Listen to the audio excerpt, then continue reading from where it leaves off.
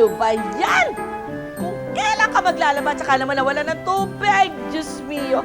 Buti na lang at nagpaipon ako ng 3 drum ng tubig kay Lolong. Ay, naku! Tubig! Tubig! Uy! Ah!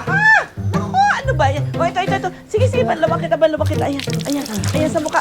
Aray ko, huwag mo ko tatamaan. Ayan pa. Oh, sige, bahala ka na sa sarili mo. Ayan.